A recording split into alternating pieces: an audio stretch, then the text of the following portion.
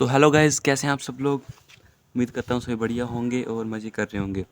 तो गाइस आज है मेरे री ऑप्टिक्स का लेक्चर नंबर 3, जिसमें हम देखने वाले हैं terms related to spherical mirrors, जैसे कि फोकस क्या होता है, फोकल लेंथ क्या होती है, रेडियस क्या होता है, सेंटर ऑफ कर्वेचर क्या होता है, पोल क्या होता है, वगैरह वगैरह जो भी।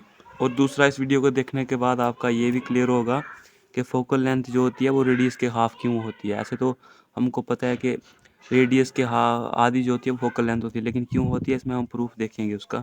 और इसके बाद है मिरर फार्मूला।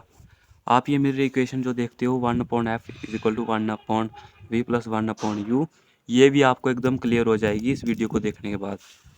तो बने रहिए गाइस लास्ट तक, आपको मैं प्रॉमिस करता हूँ कि ये सब टॉपिक आपके क्रिस्टलाइन क्लियर होंगे। तो चलिए शुरू करते हैं। सबसे पहला topic, terms related to spherical mirrors. ठीक है, जैसे कि कोई भी हम मिरर ले लेते हैं, पहले कन्वेक्स ले लेते हैं, ठीक है, कॉनकेव ले लेते हैं। चलो, ये कॉनकेव मिरर है अगर, तो जो इसका बराबर सेंटर होता है ना उसको बोलते हैं पोल, और जो इसके सेंटर से जो लाइन जाती है एक, उसको हम बोल देते हैं प्रिंसिपल एक्सिस।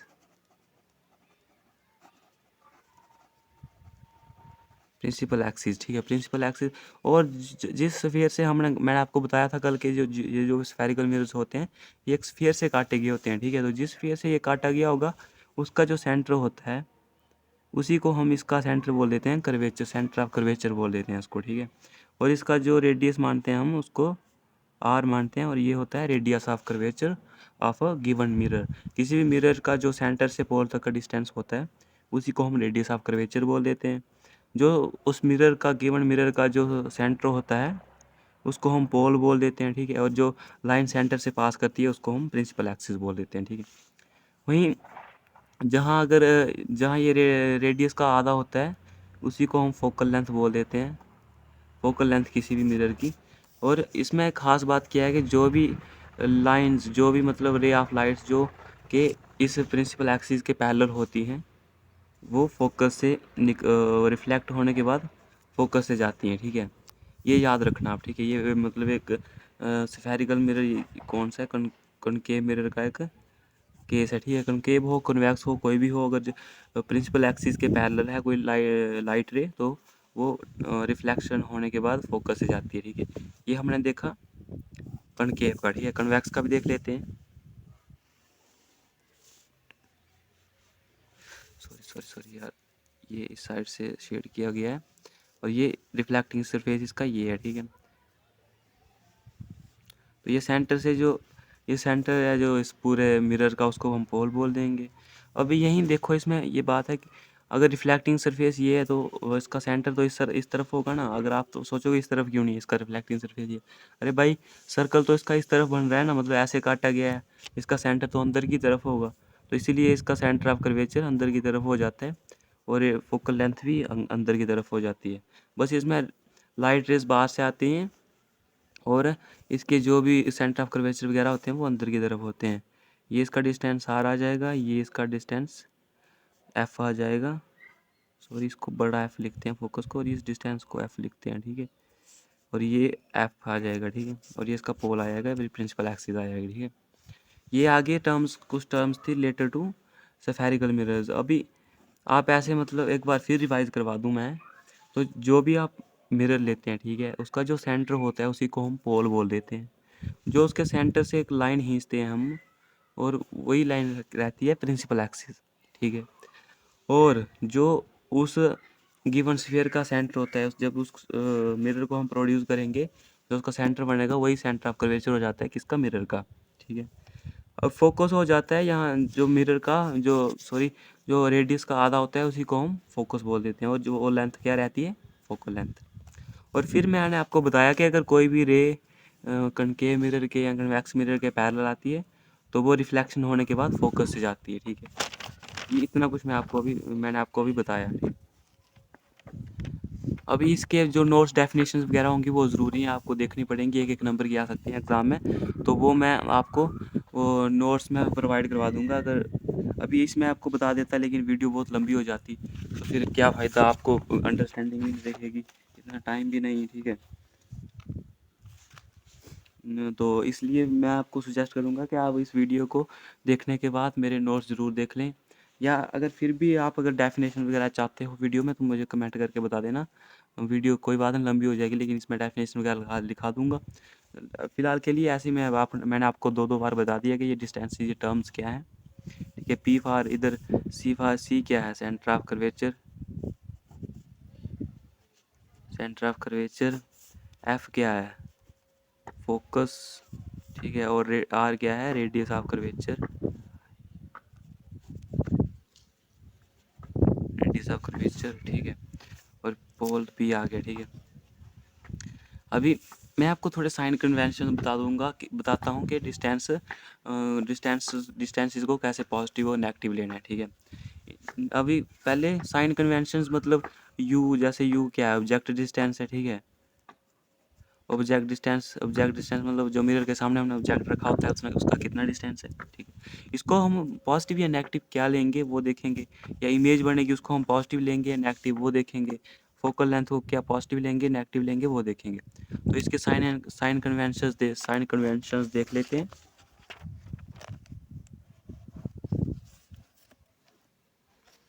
ठीक है।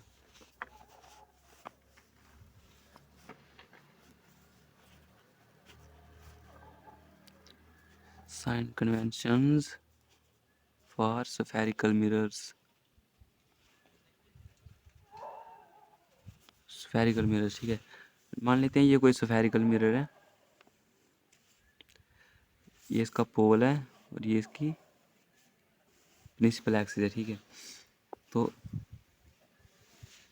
जो भी डिस्टेंसेस इस प्रिंसिपल एक्सिस के इस तरफ होंगे, ठीक है, मतलब इसके इस तरफ होंगे, उनको हम पॉजिटिव लेंगे, ठीक है।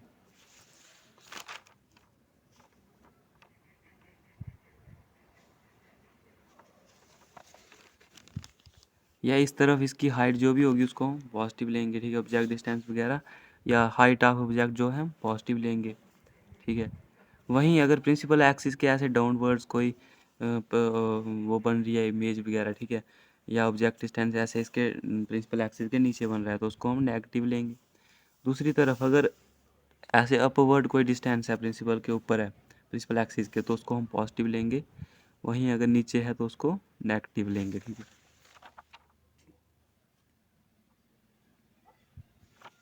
ठीक है नहीं, इस तरफ मतलब प्रिंसिपल एक्सिस के जो भी नीचे इमेजेस बनेंगी हम उनको नेगेटिव लेंगे, और इस तरफ के डिस्टेंसेस हैं, ठीक है, उनको हम नेगेटिव लेंगे, ठीक है। सिर्फ अपवर्ड के जो है पॉजिटिव लेंगे, ठीक है।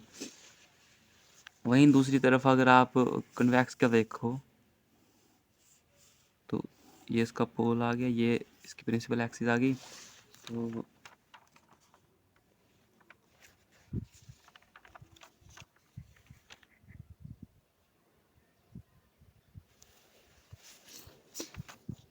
इसका भी सिंपल ही है। आप देख सकते हैं जो ऊपर की तरफ डिस्टेंस होंगे उसको हम पॉजिटिव ले लेंगे, और जो इस तरफ भी ऊपर की तरफ होंगे उनको हम पॉजिटिव ले लेंगे, जो नीचे की तरफ होंगे उनको नेगेटिव ले लेंगे, और जो मतलब इस तरफ या नीचे की तरफ होंगे उनको नेगेटिव ले लेंगे, ठीक है। मतलब आप ऐसा मान लो कि जो भी प्रिंसिपल एक्सिस के नीचे डिस्टेंस होते हैं उनको हम नेगेटिव लेते हैं, ठीक है। जो ऊपर होते हैं उनको पॉजिटिव लेते हैं, ठीक है। और जो प्रिंसिपल एक्सिस के इस साइड डिस्टेंसेस होते हैं मतलब इस साइड, ठीक है, उनको हम पॉजिटिव ले लेते हैं, और जो इस साइड होते हैं उनको हम नेगेटिव ले लेते हैं, ठीक है। आइए समझ, इतना आप याद रखो। जैसे मैं आपको एग्जांपल दे दूँ तो जैसे उन्होंने बोला है कि एक ये मिरर है, ठीक है, कन्वेक्स मिरर है, और उसका ऑब्जेक्ट डिस्टेंस किसके बराबर है, यू के बराबर है, ठीक है। मतलब इधर कहीं ऑब्जेक्ट रखा है, ये सोच लो आप। तो इसका ऑब्जेक्ट डिस्टेंस क्या है, यू है, ये इसका सेंटर आ गया, ये फोकस आ गया। उन्होंने बोला कि मतलब बताओ उसके लिए फोकल लेंथ ऑब्जेक्ट डिस्टेंस वगैरह पॉजिटिव नेगेटिव क्या होगा, ठीक है। तो इधर ऑब्जेक्ट डिस्टेंस क्या होगा, पॉजिटिव होगा। फोकल लेंथ क्या होगी, नेगेटिव होगी, ठीक है। वहीं रेडियस भी क्या होगा, सॉरी फोकल लेंथ भी पॉजिटिव होगी क्योंकि इस तरफ डिस्टेंसेस है ना, तो रेडियस भी क्या होगा, पॉजिटिव होगा, और फोकल लेंथ भी पॉजिटिव होगी। वहीं दूसरी तरफ अगर इसका केस होता है, ठीक है, तो इसके लिए ये जो फोकल लेंथ वगैरह और रेडियस वगैरह है नेगेटिव रहते हैं, ठीक है। आई नहीं समझ क्यों। अगर रेडियस और फोकल लेंथ आपको नेगेटिव है तो आपने समझ जाना है कि ये कन्वेक्स मिरर है, और अगर फोकल लेंथ और रेडियस आपको पॉजिटिव है तो आपने समझ जाना है ये कॉनकेव मिरर है, ठीक है। आई समझ इतना, ठीक है। ये साइन कन्वेंशंस और जो इसकी टर्म्स थी वो आपको मैं वही नोट्स देख लेना मेरे, उससे आपको और ज़्यादा क्लियर हो जाएगा डेफिनेशन वगैरह। और अगला टॉपिक है अभी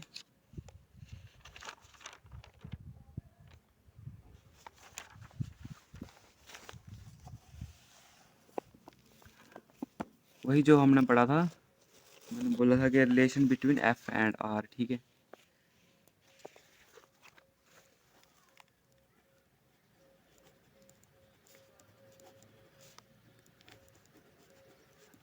एफ क्या है फोकल लेंथ और आर क्या है रेडियस। रेडियस और फोकल लेंथ के बीच क्या रिलेशन है, मतलब कैसे हम उसको वो बोलते हैं कि फोकल लेंथ इसकी हाफ होती है, ठीक है।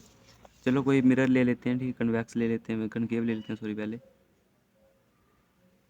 ठीक है। ये कनकेव मिरर आ गया, इसका पोल आ गया, ये इसकी प्रिंसिपल एक्सिस आ गई, ठीक है।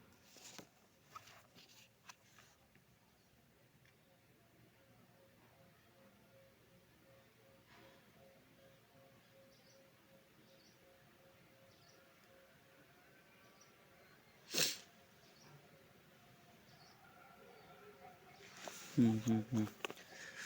तो ये इसका आगे अभी लेते हैं कोई एक पैरेलल, मतलब पैरेलल इंसिडेंट रे आ रही है, ठीक है, दूर से। तो मैंने आपको बोला था अगर कोई पैरेलल इंसिडेंट रे आए तो वो फोकस से होकर जाती है, ठीक है। तो ये हम मान लो इसका फोकस है इधर, ठीक है, इधर इसका क्या है फोकस, और ये सेंटर ऑफ कर्वेचर है। और जो याद रखना मेरी बात, जो सेंटर ऑफ कर्वेचर से होते हुए लाइन जाती है उसको वही सरफेस की क्या होती है, नॉर्मल होती है। अगर ऐसे हमने किसी भी सरफेस से सेंटर ऑफ कर्वेचर की तरफ अगर लाइन खींच लें तो उसका वो क्या हो जाता है, नॉर्मल हो जाती है, ठीक है। ये इसके लिए नॉर्मल होगी, ये इंसिडेंट रे होगी, ये रिफ्लेक्टर रे।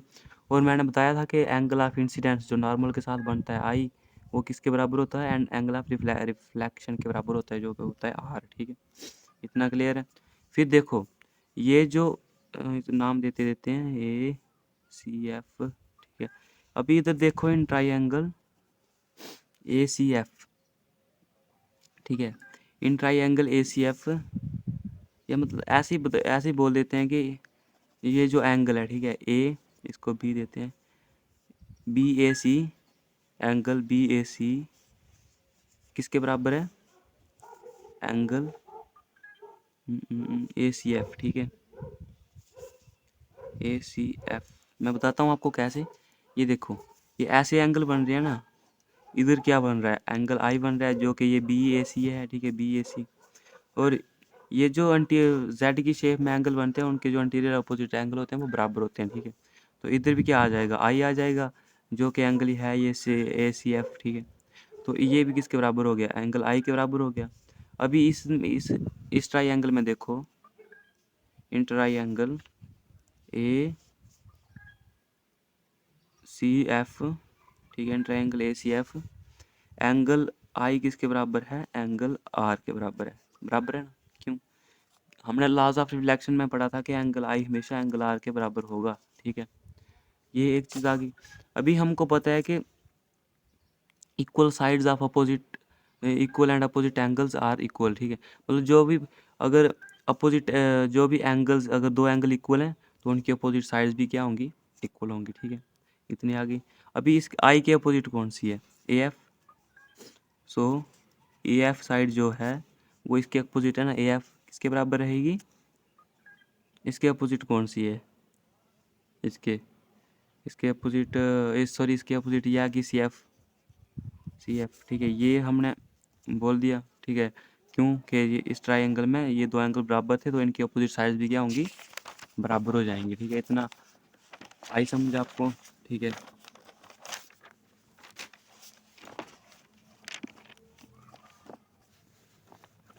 भी हमने वही ट्राइंगल बनाया था कैसे, ये कन्वेक्स मिरर कनकेव मिरर आ गया था, ये इसका पोल है, इधर से पैरेलल लाइट थी, ये फोकस, ये इसका सेंटर ऑफ कर्वेचर, इधर से नॉर्मल रे, ठीक है।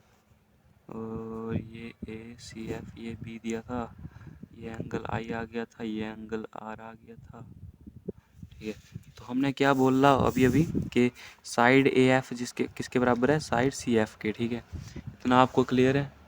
ठीक है, फिर देखो ये जो मिरर्स होते हैं ना बहुत ही स्मॉल अपर्चर के होते हैं। ये मान लो ये थोड़ा सा है, ठीक है, थोड़ा सा काटा है, ठीक है, उसका करीब करीब ये जो पोल है, ठीक है, और ये साइड इसके बराबर नहीं हो जाएगी। ये जो मतलब ऐसे है अगर, ठीक है, तो ये छोटे छोटे डिस्टेंस लिए होते हैं, तो ये जो ए एफ साइड है वो अप्रॉक्सीमेटली एफ पी के इक्वल नहीं हो जाएगी। ठीक है, एज आप लिख सकते हैं as aperture is very small, therefore क्या हो जाएगा कि F A F is equal to F P. ठीक है, हो जाएगा ये। इतना आई समझ कैसे हो जाएगा, क्योंकि ये अपर्चर बहुत स्मॉल है, तो ये करीब करीब इसके ऊपर ही ओवरलैप कर जाएगी ये वाला लाइन। तो ये इसके बराबर था। ठीक है, अभी हमने बोला C F is equal to A F is equal to C F, अभी बोल दिया F is equal to F P. ठीक है, तो इधर से ये से बराबर है, तो ऐसे बोल सकते हैं हम कि C F is equal to F P, C F is equal to F P, बिल्कुल बोल सकते हैं। ये इनकी लेफ्ट हैंड साइड बराबर है तो राइट हैंड साइड भी बराबर ही होगी। ठीक, इतना आ गया।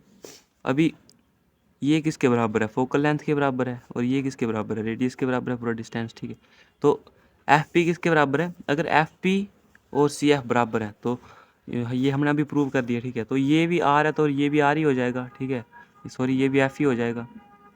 ठीक है, इज इक्वल टू एफ के बराबर दोनों हो जाएंगे। ठीक है, इतनी समझ आई। अभी हम इसको भी एफ बोल सकते हैं नहीं, तो आर किसके बराबर हो जाएगा, ये एफ और ये एफ प्लस प्लस कर देंगे हम। ठीक है, आइए आगे नहीं समझ गए, ये साइड हमने बराबर प्रूव कर दी। तो अभी रेडियस किसके बराबर हो जाएगा, इन दोनों साइड्स के बराबर हो जाएगा, क्योंकि यहाँ से यहाँ तक रेडियस का डिस्टेंस है। तो रेडियस किसके बराबर हो जाएगा, 2f के बराबर। यहाँ तक समझ आई। ठीक है, तो यहाँ से हम कह सकते हैं फोकस किसके बराबर है, r/2। यही प्रूफ करना था हमने, हो गया। अभी मैं आपको जल्दी से रिकॉल करवा दूँ, तो हमने एक इंसिडेंट रे ली पैरेलल। ठीक है, पैरेलल टू प्रिंसिपल एक्सिस। ठीक है, प्रिंसिपल एक्सिस की अगर ये पैरेलल ली, उसको हमने मिरर पे इंसिडेंट करवाया, तो उसका जो मतलब वो जो रिफ्लेक्ट होने के बाद फोकस से पास होगी। ठीक है, फोकस से जब पास होगी तो इसके साथ इसने जो नॉर्मल के साथ इंसिडेंट एंगल ऑफ इंसिडेंस बनाया, वो एंगल ऑफ रिफ्लेक्शन के बराबर होता है। ये हमने लॉज ऑफ रिफ्लेक्शन में पढ़ा है। ठीक है, तो इस ट्राइंगल में ये एंगल हमको आर मिल गया था। अगर ये एंगल बराबर हो जाता तो ये और ये साइड बराबर हो जानी थी। ठीक है, तो इसलिए हमने देखा कि ये इधर जेड बन रहा है, और जेड में ये जो एंगल होते हैं ये बराबर होते हैं। तो हमने ये ट्राइंगल में प्रूव कर दिया कि ये एंगल ये इसके बराबर है। अभी ये एंगल जब इसके बराबर हो गया, तो इसकी जो अपोजिट साइड्स होंगी वो एक दूसरे के बराबर होंगी। ठीक है, इसकी अपोजिट साइड कौन सी थी, ए एफ, इसकी अपोजिट साइड कौन सी थी, C F, A F C F के बराबर होगी। ठीक है, अभी हमने बोला कि ये जो अपर्चर है बहुत ही स्मॉल होते हैं। ठीक है, लगभग ऐसा समझ लो कि सीधा ही आ जाता है। ठीक है, सीधा ही आ जाएगा, तो फिर ये तकरीबन ये डिस्टेंस जो है इसके पास नहीं हो जाएगा। जब इसके पास हो जाएगा तो एफ इजिकल टू यानी A F is equal to F P हो जाएगा। ठीक है, A F is equal to F P हो जाएगा। जब इन दोनों की ये लेफ्ट हैंड साइड बराबर हैं, तो हम राइट हैंड साइड भी बराबर बोल सकते हैं। यानी ऐसे समझ लो कि ये लाइन लगभग इस पे गिर चुकी है, तो ये लाइन जब इस पे गिर चुकी है तो ए एफ इस पे गिर चुकी है, तो ए एफ को एफ ए को हम एफ पी नहीं बोल सकते हैं बिल्कुल एफ। तो एफ पी इजिकल टू इसके बराबर हो जाएगा, सी एफ के बराबर हो जाएगा। ठीक है, हमें पता है कि एफ पी किसके बराबर है, फोकल लेंथ के, तो ये भी किसके बराबर हो जाएगा, फोकल लेंथ के। अभी रेडियस फोकल लेंथ इस ये पूरा डिस्टेंस क्या है, रेडियस है। ठीक है, तो रेडियस दो फोकल लेंथ के प्लस के बराबर हो जाएगा ना, तो रेडियस क्या है, 2f, एफ किसके बराबर, एफ r/2, प्रूव हो गया। ठीक है, यहीं अभी दूसरा केस देख लेते हैं कन्वेक्स के लिए। सिंपल ही है यार उसका भी, तो मैं आपको उसकी सिर्फ डायग्राम या क्या करूँ। ठीक है यार, गाइस यार अभी वीडियो ऐसे लंबी हो चुकी है, तो ये इसके लिए मैंने आपको प्रूफ बता दिया। ठीक है, कन्वेक्स मिरर के लिए।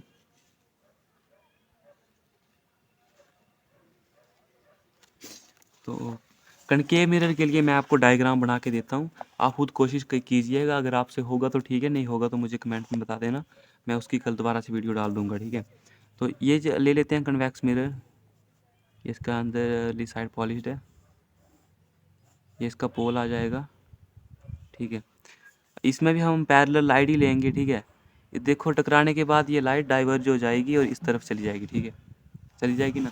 लेकिन ये इधर मीट नहीं कर रही है कहीं, सॉरी ये ऐसे थोड़ी गलत बन गई, ये इधर कहीं मीट नहीं कर रही है, तो इसको हम इमेजिनरी लाइन बना के इधर मीट करवा देते हैं, ठीक है। इतना समझ आया। फिर वही सिंपल तरीका, हम इसको ये इसके परपेंडिकुलर एक नॉर्मल लाइन खींचेंगे और उसको प्रोड्यूस करके यहाँ सेंटर में मिला देंगे। तो इधर सी आ जाएगा, ये एफ आ जाएगा, ये एंगल देखो ऐसे लाइट आ रही थी, ये नहीं है, ये आ रही थी, सॉरी ये आ रही थी, और ये इधर टकरा के इधर वापस चली गई। तो ये कौन सा एंगल ऑफ इंसिडेंस हो गया, ठीक है, ये एंगल ऑफ इंसिडेंस हो गया और ये एंगल ऑफ रिफ्लेक्शन हो गया, ठीक है। ये एंगल और ये एंगल बराबर नहीं हो जाएंगे, ठीक है, हो जाएंगे बिल्कुल। तो ये इसको अगर हम ऐसे प्रोड्यूस करें तो ये एंगल और ये एंगल भी बराबर हो जाएंगे, ठीक है। ये एंगल आर के बराबर हो जाएगा और ये एंगल आई के बराबर हो जाएगा। कैसे कि देखो ये पैरेलल लाइंस हैं, ठीक है, और इनमें जो एंगल बन रहे हैं, ठीक है, बराबर ऐसे काट रहे हैं, तो एंगल भी बराबर होंगे वो। तो ये एंगल आई हो जाएगा, ये आर हो जाएगा, और फिर से वही same case, angle I is equal to angle R, तो इनकी अपोजिट साइड बराबर। तो वैसा ही लगा के आप इसको कोशिश करना, अगर होगा आपसे ठीक है, नहीं तो कल दोबारा से मैं करवा दूंगा, आप कमेंट में मुझे बता देना, ठीक है। रहा अभी मिरर फार्मूला रह गया यार, तो मैंने सोचा था आज ही करवा देना है, पर यार वीडियो लंबी होगी, तो कोई बात नहीं, मिरर इक्वेशन आपको मैं कल करवा दूंगा। वो एक इम्पॉर्टेंट टॉपिक है, तो उसके लिए थोड़ा टाइम चाहिए आपको, उसकी अंडरस्टैंडिंग होनी चाहिए।